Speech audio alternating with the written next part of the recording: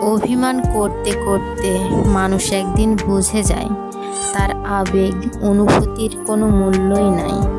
ঠিক তখন মানুষ ধীরে ধীরে নিজেকে গুটিয়ে নেয়। তারপর এমন একদিন আসে অভিমান করাই ছেড়ে দেয়। নরম মনটাকে একটা কঠিন মোড়কে মোড়ে নেয় তখন। তারপর তাকে কে ভালোবাসলো কে বাসলো না, কে পাত্তা দিল কে দিল না, তাতে তার কিছুই যায় আসে না। মানুষ বদলে গেলে ভয়ঙ্করভাবে বদলে যায়। মাটি একবার পড়ে গেলে তার কোমলতা হারিয়ে ফেলে। তখন সে শক্ত পাথরে পরিণত হয়। চাইলেও তাকে আর নরম মাটিতে ফেরানো সম্ভব না।